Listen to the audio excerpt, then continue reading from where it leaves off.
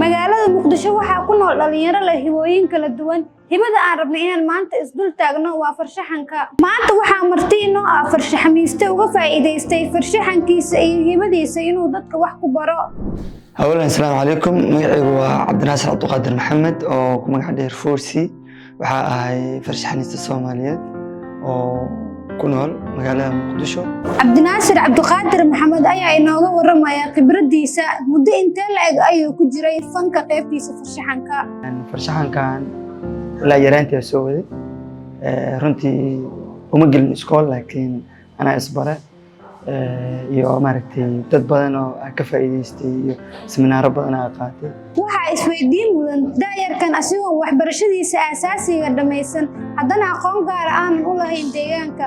Maxay tahay waxyaabaha ku dhiirigeliyay inuu deegaanka u ololeeyo? Caqabado badan oo jiro oo taagan arkay taas ay u dhalisay inaan farshaxankii u isticmaali karo anoo marka ka fikirayo haddii maaragtay aan caadi ula hadlo caadi dadku la hadlo inaysan fahmaynin laakiin aan leeyahay farsamo kale oo maaragtay kun eray aan hal sawir ku muujin karo inaan taas u adeegsado oo aan ku wacyigeliyo si maaragtay qofka dhoolka xataa uu fahmi karo.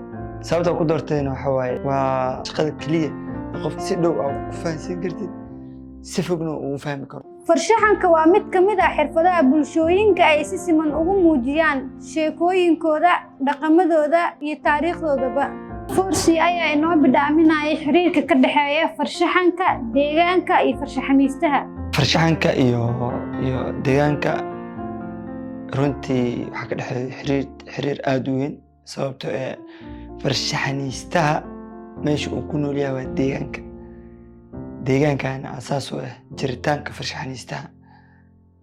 deegaankan hadduu maaragtay halisan yahay ama wasaqaysan yahay ama wax badan ay ka qaldan yihiin artistaha isagana sidoo kale wax badan ka qaldan because of artistaha meesha ku nool yahay deegaanka waa sida dhaqanka u ah ama noo ah ka farshaxaniista ahaan waxaa jecelnahay meesha aan ku noolnahay ama meesha aan artwork ku sameynayno ama meesha waqti inta badan ku qaadanayno in maaragtay uu noqdo meel view qurux badan meel dhir leh meel qurux badan.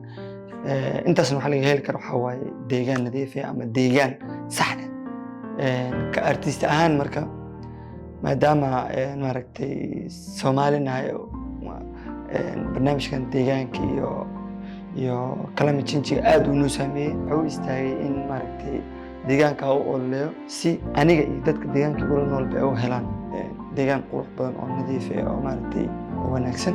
ugu dambeyntii muxuu kula taliyay dhalinyarada hal abuurka leh ee rabta inay soo bandhigto hibadooda? maadaama dhalinyaro tahay oo maskaxda ay furan tahay ee diyaar u tahay wax kasto inay curiso inaad maskaxda kaga faa'iideysato shakhsiyadaada iyo dadkaaga deegaankaaga inaad ugu faa'iideyso wax kasto oo aad ku tiirsan tahay waa inaad ilaalisaa. deegaanka annaga waa ku tiirsannahay waa inaad deegaankiina ilaalsanaa. ugu dambeyn u adeegso xirfadaada wacyigelinta iyo ilaalinta deegaanka si aad u badbaadiso nafsadaada nafsadeeda iyo jiilka naga dambeeya.